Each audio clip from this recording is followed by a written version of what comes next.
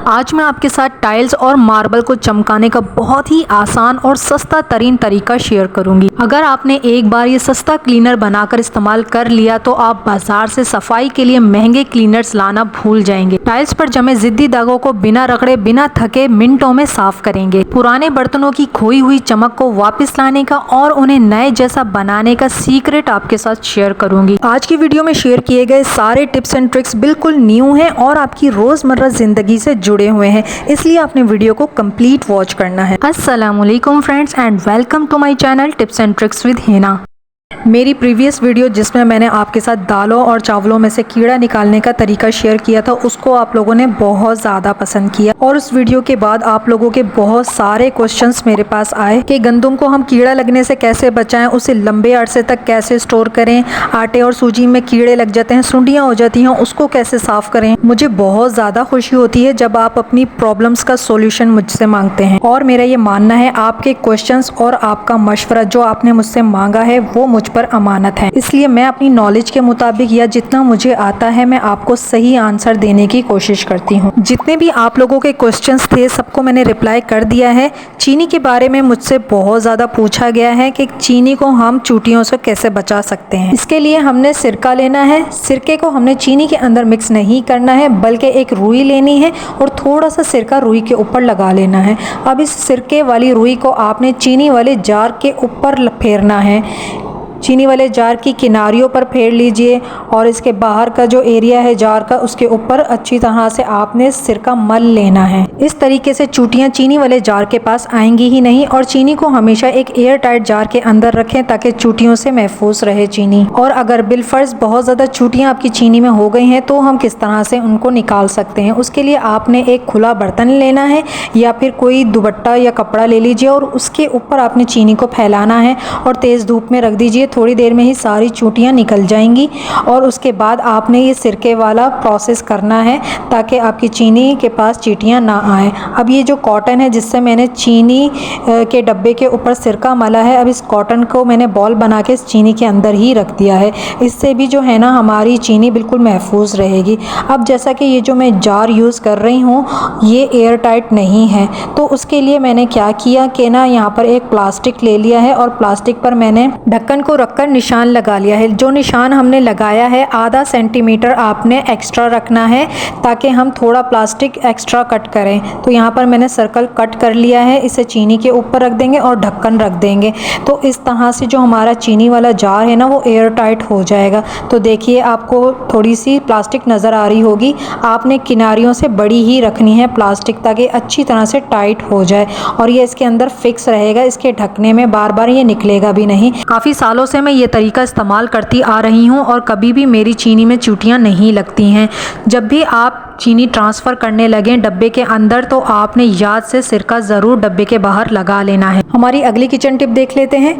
Steel का बर्तन अगर जल जाए तो उसके ऊपर से जले का निशान बहुत मुश्किल से जाता है। जैसा कि ये बर्तन मैं आपको दिखा रही हूँ, इसके सेंटर में और इस बर्तन के बाहर आपको जला हुआ एक स्पॉट नज़र आ रहा होगा, काफ़ी ज़्यादा प्रोमिनेंट हो रहा है और छोटे छोटे से इसके ऊपर काफ़ी ज़्यादा निशान भी हैं। स्टील और सिल्वर के बर्तनों को अगर उनके ऊपर डलनेस आ गई है तो आप उनको किस तरह से घर में दोबारा से चमकदार बना सकते हैं, नए जैसा बना सकते हैं, रीशाइन कर सकते हैं। अच्छा, ये जो तरीका मैं आपके साथ शेयर कर रही हूँ ये सिल्वर के बर्तनों पर जले के निशान या काले बर्तन हो जाते हैं उनको साफ़ करने के लिए नहीं है। ये सिर्फ आपके साफ बर्तनों पर से चमक ख़त्म हो जाती है, उन्हें चमकाने के लिए ये टिप मैं आपके साथ शेयर कर रही हूँ। तो यहाँ पर मैंने दोनों बर्तन को पहले गीला कर लिया है।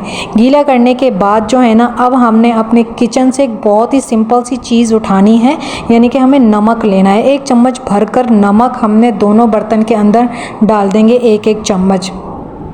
और उसके बाद जिससे भी आप बर्तन वॉश करते हैं ना, यानी आप साबुन का इस्तेमाल करते हैं या फिर आप डिश वॉश लिक्विड का इस्तेमाल करते हैं, वो थोड़ा थोड़ा आपने इसके अंदर डाल देना है। अब हम एक स्क्रबर ले लेंगे।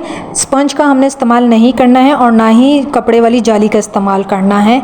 स्टील वूल का इस्तेमाल आप उस सूरत में कर सकते हैं अगर आप सिल्वर का बर्तन या कढ़ाई को चमकाने लगे हैं। तो यहाँ पर मैं स्टील का बर्तन साफ़ करूँ तो उसके लिए आपने स्क्रबर का ही इस्तेमाल करना है क्योंकि इससे बहुत अच्छी सी चमक आएगी स्क्रब करने से। तो नमक को हमने अच्छी तरह से 5 से 7 मिनट बर्तन के ऊपर रगड़ना है, क्योंकि हम इसको चमकाने लगे हैं, इसकी पॉलिश कर रहे हैं, तो इसीलिए आपने थोड़ा सा टाइम इसके ऊपर लगाना है। जितने भी आप देखेंगे निशान होंगे ना, जले हुए के निशान 90% बिल्कुल साफ़ हो जाएंगे। अभी मैं आपको रिज़ल्ट दिखाऊंगी, आप खुद हैरान रह जाएंगे, इतनी ज़बरदस्त शाइनिंग इनके ऊपर आ जाएगी। तो ये देखें, हल्का सा ही किया है, इसके ऊपर से निशान सारे गायब हो रहे हैं। कढ़ाई को भी मैंने इसी तरह से साफ़ कर लिया था, इसी स्क्रबर से और नमक के इस्तेमाल से। नमक हमारे बर्तनों पे बहुत अच्छी शाइनिंग लेकर आता है। तो वॉश करने के बाद दोनों बर्तन मैंने साफ़ कर लिए हैं। अब मैं आपको फ़ाइनल रिज़ल्ट दिखा रही हूँ। तो ये देखिए, बिल्कुल नया लगने लगा ना बर्तन। अगर आपके बर्तन पुराने हो गए ना, तो ये बहुत आसान तरीका है आपके बर्तनों को चमकाने का, नया बनाने का। बर्तन हमारे साफ़ ही थे, बस उनको हमने शाइनिंग दी है। सेम मेथड से मैंने कढ़ाई को भी साफ़ कर लिया है। कढ़ाई पहले भी साफ़ थी, लेकिन इसके ऊपर चमक नहीं थी, पुरानी सी लग रही थी, डल लग रही थी। और अब आप देखें कितनी ज़बरदस्त शाइनिंग आ गई है, नई लगने लगी है बिल्कुल। नमक में बहुत ज़बरदस्त क्लीनिंग प्रॉपर्टीज़ होती है, आपने इसको ज़रूर ट्राई करना है। हफ्ते में एक बार अपने सारे बर्तनों को निकाल के आप इस तरह से चमका सकते हैं, उनको नया लुक दे सकते हैं। हमारी अगली किचन टिप देख लेते हैं। इस तरह के जो डिस्पोजेबल बॉक्सेस होते हैं ना, इनको हम किस तरह से रीयूज़ कर सकते हैं और ये हमारे काम को कैसे आसान कर सकती हैं।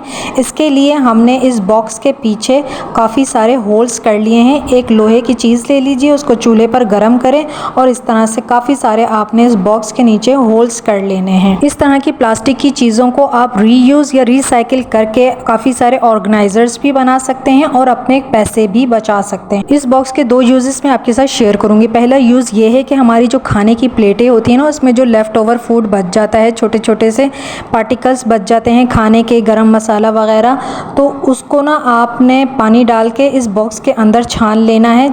तो जितना भी बचा कुचा फूड होगा ना, वो सारा नाली में जाने से बच जाएगा। अब इस बॉक्स का सेकंड यूज़ मैं आपके साथ शेयर कर रही हूँ। इस बॉक्स को आपने सिंक एरिया के ऊपर एक हुक लगाना है और उस पर हैंग कर देना है। ये एक स्टैंड बन गया हमारे स्पंजेस और जालियाँ, स्कॉच ब्राइट वगैरह होते हैं ना, जूना, उनको रखने के लिए। इन चीज़ों को अगर हम ऐसे ही छोड़ देते हैं ना, तो इनके अंदर स्मेल बस जाती है गीला रहने की वजह से। इस बॉक्स के नीचे सुराख हैं, तो ये हमारे स्पंजेस को बिल्कुल ड्राई रखेगा। नेक्स्ट आइडिया देख लेते हैं। यहाँ पर हमने एक बड़े साइज का शॉपर का इस्तेमाल करना है और वाइट शॉपर का ही इस्तेमाल करना है। ट्रांसपेरेंट शॉपर हमने नहीं लेना है। इसके हैंडल्स को कट करके निकाल दिया है। इसके एजेस अंदर से मुड़े हुए होते हैं, इसलिए हमने नीचे से भी कट कर दिया है ताकि ये खुल जाए, स्क्वायर शेप में हमारे पास आ जाए। अब जो है ना, हमने इस पर टेप लगा के इसको बंद करना है 2 साइड से। हमने इस चॉपर को ऊपर और नीचे से इसलिए कट किया था ताकि ये खुलकर एक बड़े साइज़ का स्क्वायर थैला हमारे पास आ जाए। अगर आपके पास ऑलरेडी एक खुला थैला मौजूद है तो आपको कट करने की ज़रूरत नहीं पड़ेगी। उसके बाद आपने एक कार्डबोर्ड लेना है थैले के साइज़ का, या फिर एक पेपर बोर्ड ले लीजिए और उसको थैले के अंदर डाल दीजिए। ये हमारा बिल्कुल मुफ्त में वाइट बोर्ड बन गया है और काफ़ी ज़्यादा बड़ा बोर्ड बना है। इस बोर्ड को हम फोल्ड भी कर सकते हैं। अगर आप घर में बच्चों को पढ़ाते हैं, उनको मैथ्स की प्रैक्टिस कराते हैं, तो इस तरह का वाइट बोर्ड बनाकर आप घर में यूज़ कर सकते हैं। इसको आप रेज भी कर सकते हैं। अगर आपके घर में छोटे बच्चे मौजूद हैं और आप उनको लिखना पढ़ना सिखा रहे हैं, तो ये बोर्ड आपकी बहुत ज़्यादा हेल्प करेगा, क्योंकि छोटे बच्चे बार बार इरेज करते हैं, बार बार लिखते हैं, पेपर काफ़ी ज़्यादा ख़राब हो जाता है इस तरह से। लेकिन इस बोर्ड पर आप उनको अपनी मर्ज़ी से छोटा बड़ा लिख कर प्रैक्टिस करवा सकते हैं। कॉपीज़ काफ़ी ज़्यादा महंगी हो गई हैं और रफ़ कॉपीज़ हम बच्चों को लाकर भी दे देते हैं, मतलब पेज ख़राब करते हैं, ज़ाया करते हैं कॉपी को। तो आप इस तरह का एक होममेड बोर्ड उनको बनाकर दे दीजिए ताकि वो प्रैक्टिस करते रहें। हमारा नेक्स्ट आइडिया देख लेते हैं, जो कि बहुत ज़्यादा यूज़फुल है और ये आइडिया भी आपको बहुत ज़्यादा पसंद आएगा। यहाँ पर मैंने बॉटल के 2 कैप्स लिए हैं और डोरियाँ ली हैं। डोरी मैंने हमारे जो शॉप बैग्स होते हैं, कैरी बैग्स होते हैं ना, उनके हैंडल्स वो मैंने निकाल लिए हैं। अगर आपके पास डोरी ये वाली मौजूद नहीं है तो शूज़ के जो लेसेस होते हैं आप उनको भी निकाल कर यूज़ कर सकते हैं। अब हमने बॉटल के कैप के अंदर सुराख करना है। सुराख आपने बहुत बड़ा नहीं करना, बस छोटा सा सुराख करना है जिसमें कि ये डोरी आसानी से इसके अंदर चली जाए। ज़्यादा बड़ा सुराख करेंगे तो डोरी निकल जाएंगी। और डोरी हमने सिर्फ एक ही इस्तेमाल करनी है, दूसरी डोरी आप हटा दीजिए। तो एक डोरी को हमने देखें दोनों कैप्स के सुराखों में डाल दिया है। डोरी डाल देने के बाद मैं आपको दिखाती हूँ, एक बहुत ही ज़बरदस्त चीज़ बन गई है और हमारे बहुत ज़्यादा काम आएगी। तो इसको हमने किस तरह से इस्तेमाल करना है ये भी आपको मैं बताती हूँ। आजकल आप सबको पता है कि केले बहुत ज़्यादा सस्ते हो, और जब भी कोई भी फ्रूट सस्ता होता है ना तो हम काफ़ी ज़्यादा इकट्ठी लेकर आ जाते हैं। जैसे केले अगर आप 3-4 दर्जन लेकर आ गए हैं और आप एक दिन में तो ज़ाहिर उनको कंज्यूम नहीं करेंगे, तो केले बहुत ज़्यादा जल्दी ख़राब हो जाते हैं। केले ख़राब ना हो 2 से 3-4 दिन अगर आप चलाना चाहते हैं ना, तो उसके लिए जो इसका डंठल होता है ना बंच का, इसको आप कवर कर दीजिए प्लास्टिक से या फिर फॉइल पेपर से, और आप इन केलों को लटका दीजिए। आपने शॉप्स पर भी देखा होगा कि ना केले लटके हुए होते हैं, तो उससे क्या होता है कि केले ख़राब नहीं होते हैं। तो हमने ये जो ढक्कन से बनाया है ना, इस ढक्कन को हमने केलों के बीच में फंसा दिया है और इसको एक कील या लटका दीजिए। तो इससे आपके केले जो है ना वो ख़राब नहीं होंगे। जितने चाहे आप केले ले आएँ 3-4 दिन, अगर आप इनको हफ्ते के अंदर कंज्यूम नहीं भी करेंगे ना तो ये ख़राब नहीं होंगे। नेक्स्ट आइडिया देख लेते हैं। हमारे किचन का जो सिंक एरिया होता है ना, इसके ड्रेनेज में से बहुत ज़्यादा अक्सर स्मेल आने लग जाती है, चिकनाई की वजह से ब्लॉक भी हो जाता है। तो इसको साफ़ रखने के लिए, क्लीन रखने के लिए आपने इसके ऊपर नमक डाल देना है और इसके ऊपर आपने खौलता हुआ गर्म पानी डाल देना है। इससे इसका ड्रेनेज जो है ना वो बिल्कुल क्लीन हो जाएगा।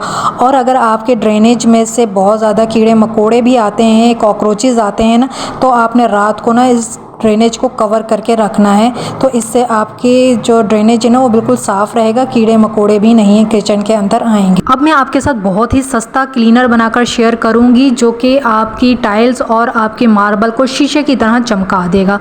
तो उसके लिए मैंने 2 चम्मच भरकर बेकिंग सोडा लिया है।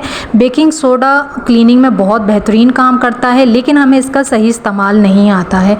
इसके बाद हमने काले तेल को इस्तेमाल किया है, 1 चम्मच भरकर आपने डालना है, जिसे सल्फ्यूरिक एसिड भी कहा जाता है। बर्तनों को चमकाने के लिए, काले बर्तनों को साफ़ करने के लिए हम यूज़ करते हैं। इससे जो है ना बहुत ज़बरदस्त शाइनिंग आ जाती है। इन दोनों चीज़ों को सबसे पहले आपने अच्छी तरह से मिक्स करना है, क्योंकि काला तेल, सल्फ्यूरिक एसिड जिसे कहते हैं, वो काफ़ी थिक कंसिस्टेंसी होती है इसकी। तो इन दोनों चीज़ों को आपने अच्छी तरह से मिक्स कर लेना है। उसके बाद ही आपने इसके अंदर सिरका डालना है। तो 2-3 चम्मच भर के इसके अंदर सिरका डाल देंगे। अब जो है ना ये बहुत ही ज़बरदस्त और इफ़ेक्टिव बन गया है, बहुत थिक फॉर्म बनेगा इसके अंदर अगर आप काले तेल का इस्तेमाल करेंगे। आपको किसी एसिड की ज़रूरत नहीं पड़ेगी, बाज़ार से महंगे क्लीनर्स लाने की ज़रूरत नहीं पड़ेगी, अगर आपने सही तरीका देख लिया और वीडियो को अच्छी तरह से समझ लिया तो। अब इस क्लीनर को फ़ौरन से हम उस जगह पर लेकर आ जाएंगे जिस एरिया की हमने क्लीनिंग करनी है, टाइल्स की या मार्बल की। तो यहाँ पर मैं अपने बाथरूम में आ गई हूँ और नल के जो बिल्कुल नीचे की जो वॉल होती है ना, ये बहुत ज़्यादा गंदी हो जाती है, बहुत ज़्यादा इसके ऊपर दाग पड़ जाते हैं। अब इसी तरह से ये वाला जो कॉर्नर है ना, यहाँ रखती हूँ, नल के नीचे की जगह है ये, और आप देख सकते हैं इसके ऊपर कितने ज़्यादा ज़िद्दी दाग पड़े हुए हैं, पीले निशान पड़े हुए हैं, वाज़े आप देख सकते हैं डिफरेंस। और इसी के साथ ये जगह आपको साफ़ नज़र आएगी, और ये वाला जो कॉर्नर है ना, इसके ऊपर आपको काफ़ी ज़्यादा दाग नज़र आ रहे होंगे। इन्हीं दागों को मैं आपको दिखाऊंगी, बिल्कुल साफ़ हो जाएंगे, हमें रगड़ने की भी ज़्यादा ज़रूरत नहीं पड़ेगी और कोई एसिड भी मैं यहाँ पर यूज़ नहीं करूँगी। तो इसकी क्लीनिंग के लिए ना, अपने काम को और ज़्यादा आसान बनाने के लिए आपने ना एक पुराना जूना ले लेना है। अब आपको हैरत भी हो रही होगी, लेकिन अगर आप अपने काम को आसान बनाना तो आपने इसका इस्तेमाल करना है, या फिर आप ब्रश का भी इस्तेमाल कर सकते हैं। सबसे पहले हम टाइल्स को गीला कर लेंगे, उसके बाद जो क्लीनर हमने बनाया था उसको हम जूने पर लगा, जहाँ भी दाग धब्बे हैं टाइल्स के ऊपर अप्लाई कर देंगे। अभी इस क्लीनर को हमने सिर्फ टाइल्स या मार्बल के ऊपर लगाना है, अभी इसको रब नहीं करना है।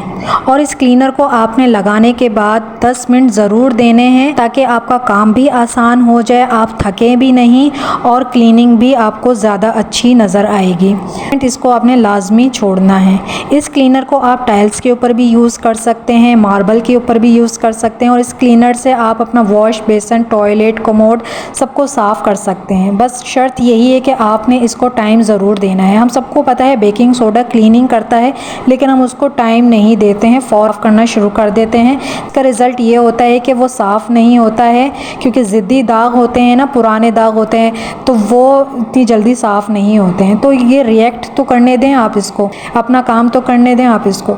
तो यहाँ पर हमने इसको लगा कर छोड़ दिया था और अब मैं आपके सामने यहाँ स्क्रब कर रही हूँ। और ये हो रहा है, यहाँ पर मैंने वीडियो को फास्ट फॉरवर्ड भी नहीं किया है और इस क्लिप को मैंने स्किप भी नहीं किया है, ताकि आप वाज़े तौर पर डिफरेंस भी देख सकें और रिज़ल्ट भी देख सकें। तो ये देखिए, अब जो है ना, मैं अब जल्दी से आपको टाइल्स को क्लीन करके दिखाती हूँ। इस क्लीनर का आपने फाइनल रिज़ल्ट लाजमी देखना है, ताकि आप वाज़े तौर पे डिफरेंस दे सकें और फैसला कर सकें कि वाकई जो क्लीनर हमने घर में बनाया है वो ऐसी सफाई कर है जैसे बाज़ार के क्लीनर्स कर सकते हैं। टाइल्स को थोड़ी देर रब कर लेने के बाद टाइल्स को मैं पानी से वॉश कर लूँगी और वॉश करने के बाद मैं आपको टाइल्स का फाइनल लुक दिखाती हूँ।